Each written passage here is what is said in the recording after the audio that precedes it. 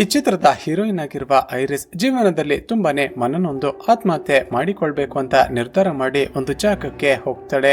ಆದ್ರೆ ಅಲ್ಲಿ ನೋಡಿದ್ರೆ ಕೊನೆಗೆ ಒಬ್ಬ ಸೈಕೋ ಕಿಲ್ಲರ್ ನ ಕೈಗೆ ಸಿಕ್ಕಿ ಹಾಕಿಕೊಂಡು ಬಿಡ್ತಾಳೆ.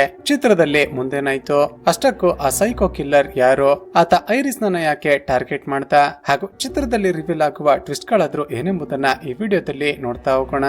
ಅಂದ ಹಾಗೆ ಇದು ಕಳೆದ ವರ್ಷ ಬಿಡುಗಡೆಯಾಗಿದ್ದ ಡೋಂಟ್ ಮೂವ್ ಎಂಬ ಹಾಲಿವುಡ್ ಮಿಸ್ಟರಿ ಹಾಗೂ ಕ್ರೈಮ್ ಥ್ರಿಲ್ಲರ್ ಚಿತ್ರ. ಈ ಮೂವಿಯ ಸ್ಟಾರ್ಟಿಂಗ್ ಸೀನ್ ನಲ್ಲಿ ಚಿತ್ರದ ಹೀರೋಯಿನ್ ಆಗಿರುವ ಐರಿಸ್ ಗೆ ಅರ್ಲಿ ಮಾರ್ನಿಂಗ್ ಎಚ್ಚರವಾಗುತ್ತೆ. ಈಕೆಯನ್ನ ನೋಡ್ತಿದ್ದ ಹಾಗೆ ನಮಗೆ ಅರ್ಥವಾಗುತ್ತೆ ಈಕೆ ಯಾವುದೋ ಒಂದು ವಿಷಯದ ಬಗ್ಗೆ ತುಂಬಾನೇ ಚಿಂತೆ ಮಾಡ್ತಿದ್ದಾಳೆ ಅಂತ. ತಕ್ಷಣ ಎದ್ದು ಮನೆಯಲ್ಲಿದ್ದ ಚಾಕುವನ್ನ ತನ್ನ ಜೇಬಿನಲ್ಲಿ ಇಟ್ಟುಕೊಳ್ತಾಳೆ. ನಂತರ ತನ್ನ ಮೊಬೈಲ್ ಅನ್ನ ಅಲ್ಲೇ ಬಿಟ್ಟು ಒಂದು ಕೆಂಪು ಕಲರ್ ನ ಟಾಯ್ ಅನ್ನ ತೆಗೆದುಕೊಂಡು ತನ್ನ ಗಂಡನಿಗೆ ಎಚ್ಚರವಾಗಬಾರದು ಅಂತ ಶಬ್ದವನ್ನ ಮಾಡದೆ ಮನೆಯಿಂದ ಹೊರಗಡೆ ಬಂದು ತನ್ನ ಕಾರ್ ನಲ್ಲಿ ಅಲ್ಲಿಂದ ಹೊರಟು ಬಿಡ್ತಾಳೆ. ಹೀಗೆ ಸುಮಾರು ಹೊತ್ತು ಕಾರನ್ನ ಡ್ರೈವ್ ಮಾಡಿದ ನಂತರ ತುಂಬಾನೇ ಫೇಮಸ್ ಹೈಕಿಂಗ್ ಸ್ಪಾಟ್ ಆಗಿದ್ದ ಒಂದು ದೊಡ್ಡ ಬೆಟ್ಟದ ತುದಿಗೆ ಬರ್ತಾಳೆ. ಅಲ್ಲೇ ಇದ್ದ ಒಂದು ಮರದ ಕೆಳಗೆ ಇಟ್ಟಿದ್ದ ಒಂದು ಚಿಕ್ಕ ಹುಡುಗನ ಫೋಟೋವನ್ನ ಕೈಗೆತ್ತಿಕೊಂಡು ತುಂಬಾನೇ ಎಮೋಷನಲ್ ಆಗ್ತಾಳೆ. ಸ್ನೇಹಿತರೆ, ಆ ಫೋಟೋದಲ್ಲಿರುವ ಆ ಚಿಕ್ಕ ಹುಡುಗ ಬೇರೆ ಯಾರು ಅಲ್ಲ, ಆತ ಈ ಐರಿಸ್ ನ ಮಗನೇ ಆಗಿರ್ತಾನೆ. ಅಷ್ಟಕ್ಕೂ ಏನಾಗಿರುತ್ತೆ ಅಂದ್ರೆ, ಕೆಲವು ತಿಂಗಳುಗಳ ಹಿಂದೆ ಈ ಐರಿಸ್ ಹಾಗೂ ಈಕೆ ಗಂಡ ಹಾಲಿಡೇ ಎಂಜಾಯ್ ಮಾಡೋದಕ್ಕೆ ಅಂತ ತಮ್ಮ ಮಗನನ್ನ ಕರೆದುಕೊಂಡು ಈ ಬೆಟ್ಟಕ್ಕೆ ಬಂದಿರ್ತಾರೆ. ಐರಿಸ್ ಹಾಗೂ ಈಕೆ ಗಂಡನ ಗಮನ ಬೇರೆ ಕಡೆ ಇದ್ದಾಗ ಇವರಿಬ್ಬರ ಮಗ ಅಚಾನಕ್ ಆಗಿ ಬೆಟ್ಟದ ತುದಿಯಿಂದ ಕೆಳಗಡೆ ಬಿದ್ದು ಸತ್ತೋಗಿರ್ತಾನೆ. ತನ್ನ ಮಗನ ಸಾವಿಗೆ ತನ್ನ ಬೇಜವಾಬ್ದಾರಿನೇ ಕಾರಣ ಅಂತ ಈ ಐರಿಸ್ ಅಂದಿನಿಂದ ಕೊರಗೋದಕ್ಕೆ ಶುರು ಮಾಡಿರ್ತಾಳೆ. ಮನೆಯಿಂದ ಒಂದು ಕೆಂಪು ಕಲರ್ ನ ಟಾಯ್ ಅನ್ನ ತೆಗೆದುಕೊಂಡು ಬಂದಿದ್ಲು ಅಲ್ವಾ, ಅದು ಈಕೆ ಮಗನಿಗೆ ಫೇವ್ರೇಟ್ ಟಾಯ್ ಆಗಿರುತ್ತೆ. ಈ ಐರಿಸ್ಗೆ ತನ್ನ ಒಬ್ಬನೇ ಮಗನನ್ನ ಕಳೆದುಕೊಂಡು ಬಿಟ್ನಲ್ಲ ಅಂತ ಅದೇ ದುಃಖದಲ್ಲಿ ಕೊರಗೋದಕ್ಕೆ ಶುರು ಮಾಡಿ ನಂತರ ಡಿಪ್ರೆಷನ್ ಅಂತ ಮಾನಸಿಕ ಕಾಯಿಲೆಗಳು ಶುರುವಾಗಿರುತ್ತವೆ. ಕೊನೆಗೆ ತನ್ನ ಮಗ ಯಾವ ಜಾಗದಿಂದ ಕೆಳಗಡೆ ಬಿದ್ದು ಸತ್ತು ಹೋದ್ನೋ ತಾನು ಕೂಡ ಅಲ್ಲಿಂದ ಹಾರಿ ಆತ್ಮಹತ್ಯೆ ಮಾಡಿಕೊಳ್ಳಬೇಕು ಅಂತಾನೆ ತನ್ನ ಗಂಡನಿಗೆ ಗೊತ್ತಾಗದ ಹಾಗೆ ಅರ್ಲಿ ಮಾರ್ನಿಂಗ್ ಈ ಜಾಗಕ್ಕೆ ಬಂದಿರ್ತಾಳೆ.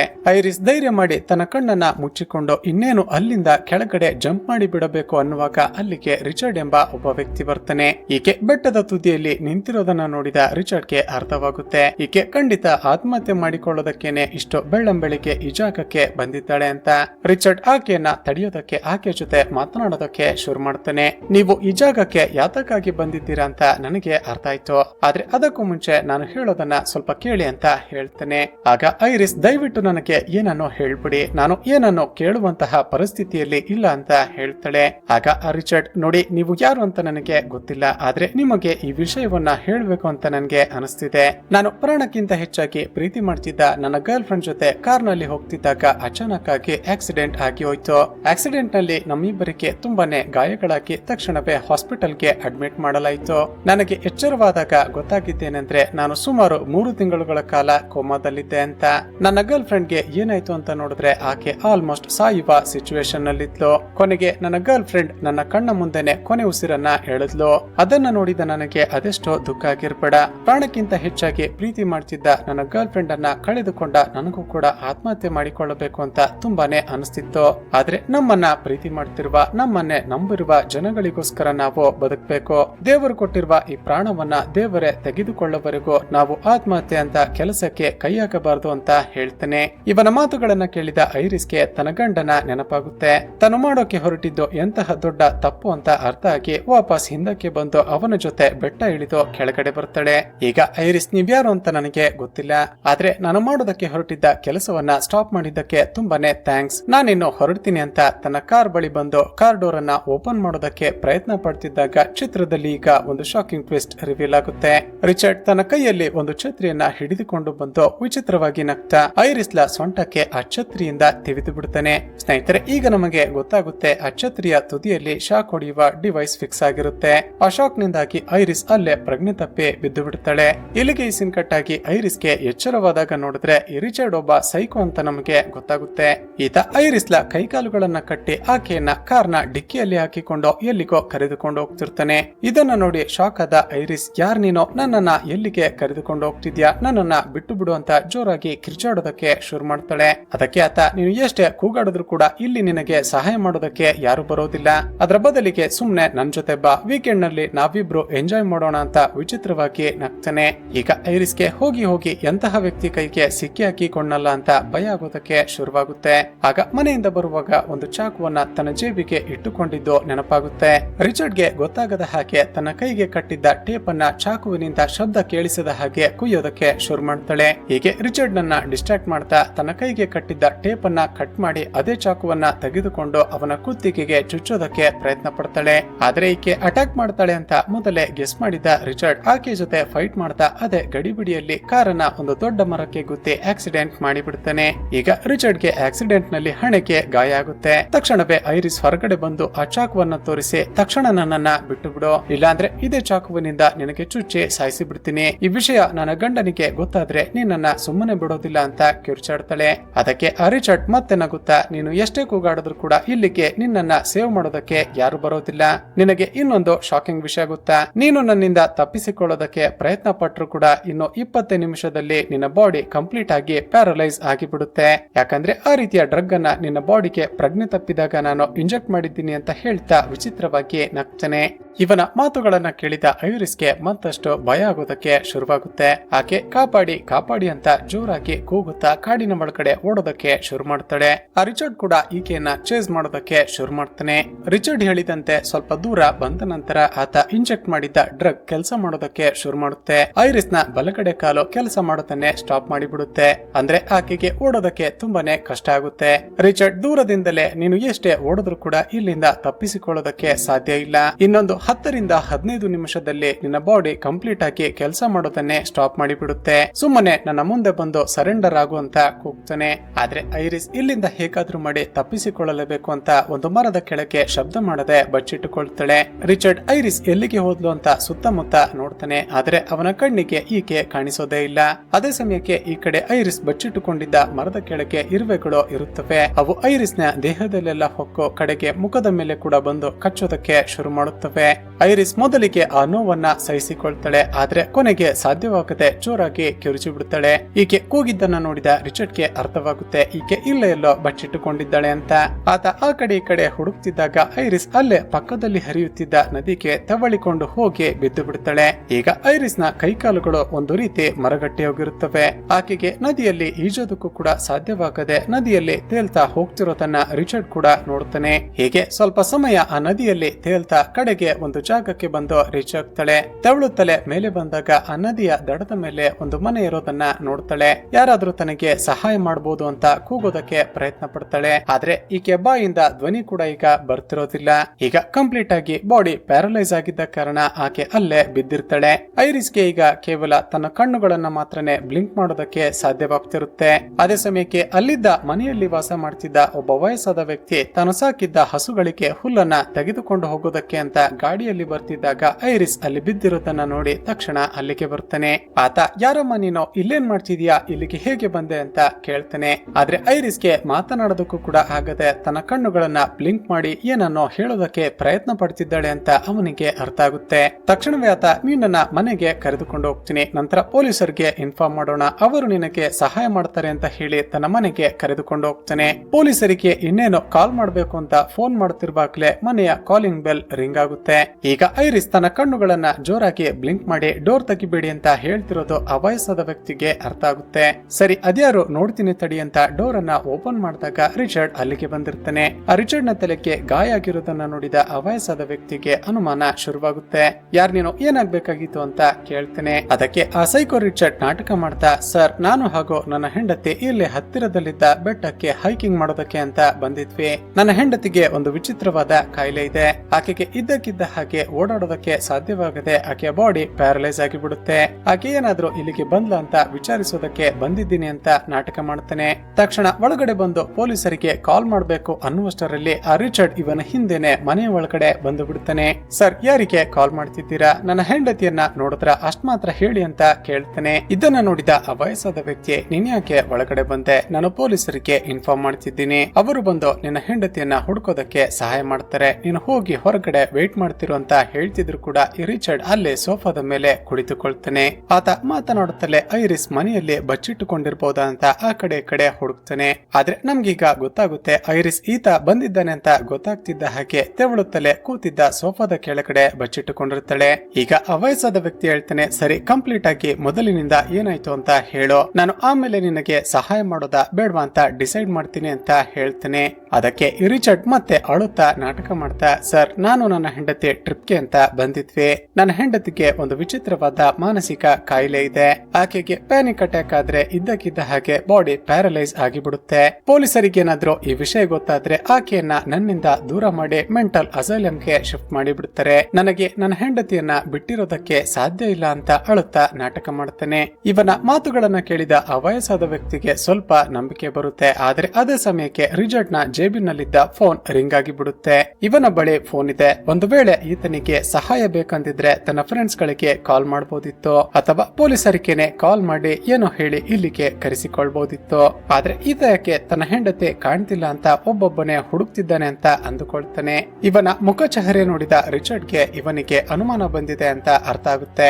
ಆತ ಮತ್ತೆ ವಿಚಿತ್ರವಾಗಿ ನಗ್ತಾ, ಐರಿಸ್ ಇಲ್ಲಿಗೆ ಬಂದಿದ್ದಾಳೆ ಅಂತ ನನಗೆ ಗೊತ್ತಿದೆ. ಆಕೆ ಎಲ್ಲಿದ್ದಾಳೆ ಅಂತ ಹೇಳಿದ್ರೆ ನಿನಗೇನೆ ಒಳ್ಳೇದು, ಇಲ್ಲ ಅಂದ್ರೆ ಈ ಮನೆ ಸಮೇತ ನಿನ್ನನ್ನ ಕೂಡ ಸುಟ್ಟು ಕೊಲೆ ಮಾಡಿಬಿಡ್ತೀನಿ ಅಂತ ಹೆದರ್ಸ್ತಾನೆ. ಇವನ ಮಾತುಗಳನ್ನ ಕೇಳಿದ ಅವಯಸ್ಸಾದ ವ್ಯಕ್ತಿಗೆ ಭಯ ಆಗುತ್ತೆ. ಏನ್ ಮಾಡೋದು ಅಂತ ಯೋಚನೆ ಮಾಡಿ ಕಡೆಗೆ ಒಂದು ಐಡಿಯಾ ಮಾಡಿ ಆ ಹುಡುಗಿ ಮನೆ ಹಿಂದೆ ಇರುವ ಶೆಡ್ ನಲ್ಲಿ ಇದ್ದಾಳೆ, ಹೋಗಿ ಕರೆದುಕೊಂಡು ಹೋಗು ಅಂತ ಹೇಳ್ತೇನೆ. ರಿಚರ್ಡ್ ಸರಿ ಅಂತ ಆ ಕಡೆ ಹೋಗ್ತಿದ್ದ ಹಾಗೆ ಅಲ್ಲೇ ಇದ್ದ ಚಾಕುವನ್ನ ತೆಗೆದುಕೊಂಡು ರಿಚರ್ಡ್ ನನ್ನ ಹಿಂದಿನಿಂದ ಅಟ್ಯಾಕ್ ಮಾಡಿ ಸಾಯಿಸೋದಕ್ಕೆ ಪ್ರಯತ್ನ ಪಡ್ತಾನೆ. ಆದ್ರೆ ಮೊದಲೇ ಸೈಕೋ ಆಗಿದ್ದ ಆ ರಿಚರ್ಡ್ ಅದೇ ಚಾಕುವಿನಿಂದ ಅವಯಸ್ಸಾದ ವ್ಯಕ್ತಿಯನ್ನ ಚುಚ್ಚಿ ಸಾಯಿಸಿ ಬಿಡುತ್ತಾನೆ. ಆದರೆ ಆತ ಸಾಯೋದಕ್ಕೂ ಮುಂಚೆ ಪೊಲೀಸರಿಗೆ ಕಾಲ್ ಮಾಡಿಬಿಡುತ್ತಾನೆ. ಮತ್ತೊಂದು ಕಡೆ ರಿಚರ್ಡ್ ಆ ವ್ಯಕ್ತಿಯನ್ನ ಸಾಯಿಸ್ತಿರೋದನ್ನ ಸೋಫಾದ ಕೆಳಗಡೆ ಬಚ್ಚಿಟ್ಟುಕೊಂಡಿದ್ದ ಐರಿಸ್ ನೋಡಿ ತುಂಬಾನೇ ಭಯ ಪಡ್ತಾಳೆ. ಆತ ಹೇಳಿದಂತೆ ಐರಿಸ್ ಶೆಡ್ ನ ಒಳಗಡೆ ಇರಬಹುದಾ ಅಂತ ಹೋಗಿ ನೋಡಿದ್ರೆ ಆಕೆ ಅಲ್ಲಿರೋದೇ ಇಲ್ಲ. ಈಗ ರಿಚರ್ಡ್ಗೆ ತಲೆ ಕೆಡುತ್ತೆ. ಇಲ್ಲಿ ಜಾಸ್ತಿ ಹೊತ್ತು ಇರೋದಕ್ಕೂ ಸಾಧ್ಯ ಇಲ್ಲ, ಯಾಕಂದ್ರೆ ಅವಯಸ್ಸಾದ ವ್ಯಕ್ತಿ ಪೊಲೀಸರಿಗೆ ಕಾಲ್ ಮಾಡಿಬಿಟ್ಟ. ಈಗೇನ್ ಮಾಡೋದು ಅಂತ ಯೋಚನೆ ಮಾಡ್ತಿದ್ದಾಗ ಇಡೀ ಮನೆಗೇನೆ ಬೆಂಕಿ ಹಚ್ಚಿ ಬಿಡೋಣ ಅಂತ ಡಿಸೈಡ್ ಮಾಡಿ ಬೆಂಕಿ ಇಟ್ಟು ಬಿಡುತ್ತಾನೆ. ಒಳಗಡೆ ತನ್ನ ಬಾಡಿಯನ್ನ ಮೂವ್ ಮಾಡೋದಕ್ಕೂ ಕೂಡ ಸಾಧ್ಯವಾಗದೆ ಬಿದ್ದಿದ್ದ ಐರಿಸ್ಗೆ ಮತ್ತಷ್ಟು ಭಯ ಶುರುವಾಗುತ್ತೆ. ಈ ಬೆಂಕಿಯಲ್ಲಿ ಸುಟ್ಟು ಸಾಯೋದಕ್ಕಿಂತ ಈ ಸೈಕೋನ ಜೊತೆ ಹೋಗಿ ನಂತರ ತನ್ನ ಬಾಡಿ ನಾರ್ಮಲ್ ಆದ ಮೇಲೆ ಹೇಗೋ ಮಾಡಿ ತಪ್ಪಿಸಿಕೊಳ್ಳೋಣ ಅಂತ ನಿರ್ಧಾರ ಮಾಡ್ತಾಳೆ. ತಕ್ಷಣ ಕಿಟಕಿಗೆ ಕಟ್ಟಿದ್ದ ಬಟ್ಟೆಯನ್ನ ತನ್ನ ಕೈ ಬೆರಳುಗಳ ಮೂಲಕ ಮೂವ್ ಮಾಡಿ ತಾನು ಒಳಗಡೆ ಇದ್ದೀನಿ ಅಂತ ಸಿಗ್ನಲ್ ಕೊಡ್ತಾಳೆ. ಇದನ್ನ ನೋಡಿದ ರಿಚರ್ಡ್ಗೆ ಅರ್ಥ ಆಗುತ್ತೆ ಐರಿಸ್ ಮನೆಯ ಒಳಗಡೆನೆ ಬಚ್ಚಿಟ್ಟುಕೊಂಡಿದ್ಲು ಅಂತ. ತಕ್ಷಣವೇ ಅಲ್ಲಿಗೆ ಬಂದು, ನಾನು ಮೊದ್ಲೇ ಹೇಳಿಲ್ವಾ ನನ್ನಿಂದ ತಪ್ಪಿಸಿಕೊಳ್ಳೋದಕ್ಕೆ ಸಾಧ್ಯ ಇಲ್ಲ ಅಂತ, ಈಗ ನೋಡು ಮತ್ತೆ ನನ್ನ ಕೈಗೇನೆ ಸಿಕ್ಕಿ ಹಾಕಿಕೊಂಡಲ್ಲ ಅಂತ ಮತ್ತೆ ವಿಚಿತ್ರವಾಗಿ ನಗ್ತಾ ಆಕೆಯನ್ನ ಎತ್ತಿಕೊಂಡು ಹೋಗಿ ಕಾರಿನ ಫ್ರಂಟ್ ಸೀಟ್ ನಲ್ಲಿ ಕೂರಿಸಿ ಸೀಟ್ ಬೆಲ್ಟ್ ಅನ್ನ ಲಾಕ್ ಮಾಡ್ತಾನೆ. ಈತ ಡ್ರೈವ್ ಮಾಡ್ತಾ ಫಾರೆಸ್ಟ್ ನ ಮಧ್ಯದಲ್ಲಿದ್ದ ಕ್ಯಾಬಿನ್ ಗೆ ಈಕೆಯನ್ನ ಕರೆದುಕೊಂಡು ಹೋಗ್ತಿದ್ದಾಗ ರಿಚರ್ಡ್ ನ ಮಗಳು ಕಾಲ್ ಮಾಡ್ತಾಳೆ. ಅಪ್ಪ, ಈ ವೀಕೆಂಡ್ ಶಾಪಿಂಗ್ ಗೆ ಹೋಗೋಣ ಅಂತ ಹೇಳಿದ್ದೆ ಅಲ್ವಾ, ಆದ್ರೆ ಮತ್ತೆ ಫಾರೆಸ್ಟ್ ನಲ್ಲಿರುವ ಆ ಕ್ಯಾಬಿನ್ ಗೆ ಹೋಗಿದ್ಯಾ? ಅದೇನ್ ಮಾಡ್ತೀಯೋ ಗೊತ್ತಿಲ್ಲ, ಬೇಗ ನೀನು ಮನೆಗೆ ಬಾ, ನಾನು ನೀನು ಅಮ್ಮ ಮೂವರು ಸೇರಿ ಶಾಪಿಂಗ್ ಗೆ ಹೋಗೋಣ ಅಂತ ಹಠ ಮಾಡ್ತಾಳೆ. ನಂತರ ರಿಚರ್ಡ್ ನ ಹೆಂಡತಿ ಫೋನ್ ಅನ್ನ ಇಸ್ಕೊಂಡು, ರಿಚರ್ಡ್ ಈ ವಾರ ಕೂಡ ನೀನು ಎಷ್ಟು ಹೇಳಿದ್ರು ಆ ಕ್ಯಾಬಿನ್ ಗೆ ಹೋಗಿದ್ಯಾ? ತಕ್ಷಣ ಮನೆಗೆ ಬಾ, ನಮ್ಮ ಮಗಳು ಕೇಳುವ ಸಣ್ಣ ಪುಟ್ಟ ಆಸೆಗಳನ್ನ ಕೂಡ ಈಡೇರಿಸೋದಕ್ಕೆ ಸಾಧ್ಯ ಇಲ್ಲ ಅಂದ್ರೆ ನಾವೆಂತ ಪೇರೆಂಟ್ಸ್ ಅಂತ ಬೈತಾಳೆ. ಅದಕ್ಕೆ ಈತ ಈ ವಾರ ಬೇಡ, ಮುಂದಿನ ವಾರ ನಾವು ಮೂವರು ಶಾಪಿಂಗ್ ಗೆ ಹೋಗೋಣ ಅಂತ ಮ್ಯಾನೇಜ್ ಮಾಡೋದಕ್ಕೆ ಪ್ರಯತ್ನ ಪಡ್ತಾನೆ. ಇದನ್ನ ಕೇಳಿದ ರಿಚರ್ಡ್ ನ ಹೆಂಡತಿ, ಸರಿ ನೀವಿಲ್ಗೆ ಬರೋದಕ್ಕೆ ಆಗೋದಿಲ್ಲ ಅಲ್ವಾ, ನಾವೇ ಕ್ಯಾಬಿನ್ ಗೆ ಬರ್ತೀವಿ ಅಂತ ಹೇಳಿ ಫೋನ್ ಅನ್ನ ಕಟ್ ಮಾಡಿ ಬಿಡ್ತಾಳೆ. ಈಗ ಫಾರೆಸ್ಟ್ ನಲ್ಲಿದ್ದ ಆ ಕ್ಯಾಬಿನ್ ಗೆ ತನ್ನ ಹೆಂಡತಿ ಹಾಗೂ ಮಗಳು ಬರ್ತಿದ್ದ ಕಾರಣ ಐರಿಸ್ಲನ್ನ ಅಲ್ಲಿಗೆ ಕರೆದುಕೊಂಡು ಹೋಗೋದಕ್ಕೆ ಸಾಧ್ಯ ಇಲ್ಲ. ಈಗೇನ್ ಮಾಡೋದು ಅಂತ ಯೋಚನೆ ಮಾಡ್ತಿದ್ದಾಗ ಕಾರ್ನ ಫ್ಯೂಲ್ ಖಾಲಿಯಾಗಿ ಬಿಡುತ್ತೆ. ಸರಿ, ಕಾರ್ಗೆ ಫ್ಯೂಲ್ ಹಾಕಿಸಿಕೊಳ್ಳೋಣ ಅಂತ ಅಲ್ಲೇ ಇದ್ದ ಪೆಟ್ರೋಲ್ ಬಂಕ್ ಗೆ ಕಾರನ್ನ ತಿರುಗಿಸ್ತಾನೆ. ತರ ರಿಚರ್ಡ್ ದುಡ್ಡನ್ನ ಪೇ ಮಾಡೋದಕ್ಕೆ ಅಂತ ಒಳಗಡೆ ಹೋಗ್ತಾನೆ. ಈ ಕಡೆ ಐರಿಸ್ ನ ಕಂಪ್ಲೀಟ್ ಬಾಡಿ ಫ್ರೀಸ್ ಆಗಿದ್ರು ಕೂಡ ಕೈ ಬೆರಳುಗಳು ಮಾತ್ರನೇ ವರ್ಕ್ ಆಗ್ತಿರುತ್ತೆ. ತನಗೆ ಹಾಕಿದ್ದ ಸೀಟ್ ಬೆಲ್ಟ್ ಅನ್ನ ಓಪನ್ ಮಾಡ್ತಿದ್ದ ಹಾಗೆ ಆಕೆ ಕಾರಿನ ವಿಂಡೋ ಗ್ಲಾಸ್ ಗೆ ಹೊರಗುತ್ತಾಳೆ. ಹೊರಗಡೆ ನಿಂತಿದ್ದ ಒಬ್ಬ ಚಿಕ್ಕ ಹುಡುಗನಿಗೆ ತನ್ನ ಕಣ್ಣನ್ನ ಜೋರಾಗಿ ಬ್ಲಿಂಕ್ ಮಾಡಿ ಸಿಗ್ನಲ್ ಮಾಡ್ತಾಳೆ. ಆ ಹುಡುಗನಿಗೆ ಅನುಮಾನ ಬಂದು ತಕ್ಷಣ ಅಲ್ಲೇ ಇದ್ದ ತನ್ನ ತಾಯಿಯನ್ನ ಕರೆದುಕೊಂಡು ಬರ್ತಾನೆ. ಆ ಮಹಿಳೆ ಐರಿಸ್ ಜೊತೆ ಮಾತನಾಡೋದಕ್ಕೆ ಪ್ರಯತ್ನ ಪಡ್ತಾಳೆ. ಐರಿಸ್ ಏನನ್ನು ಮಾತನಾಡದೇ ಇದ್ದಾಗ ಬಹುಶಃ ಈಕೆ ಕುಡಿದು ಫುಲ್ ಟೈಟ್ ಆಗಿರ್ಬೇಕು, ಅದಕ್ಕೇನೆ ಮಾತನಾಡೋದಕ್ಕೆ ಸಾಧ್ಯ ಆಗ್ತಿಲ್ಲ ಅನ್ಸುತ್ತೆ ಅಂತ ನೋಡ್ತಾ ನಿಂತಿದ್ದಾಗ ವಾಪಸ್ ರಿಚರ್ಡ್ ಬಂದು ಬಿಡ್ತಾನೆ. ತಕ್ಷಣವೇ ಐರಿಸ್ಗೆ ಸೀಟ್ ಬೆಲ್ಟ್ ಅನ್ನ ಹಾಕಿ ಅಲ್ಲಿಂದ ಕಾರ್ ಸ್ಟಾರ್ಟ್ ಮಾಡ್ಕೊಂಡು ಹೊರಟು ಬಿಡ್ತಾನೆ.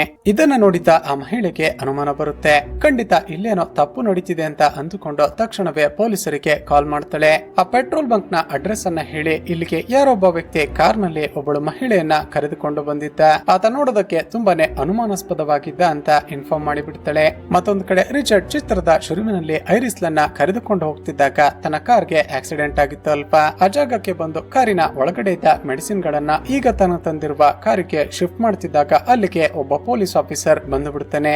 ಯಾರ್ ನೀವು, ಇಲ್ಲೇನ್ ಮಾಡ್ತಿದ್ದೀರಾ, ನಿಮ್ಮ ಕಾರ್ಗೆ ಏನಾಯ್ತು ಅಂತ ಎನ್ಕ್ವೈರಿ ಮಾಡಿದಾಗ ಮತ್ತೆ ರಿಚರ್ಡ್ ನಾಟಕ ಮಾಡೋದಕ್ಕೆ ಶುರು ಮಾಡ್ತಾನೆ.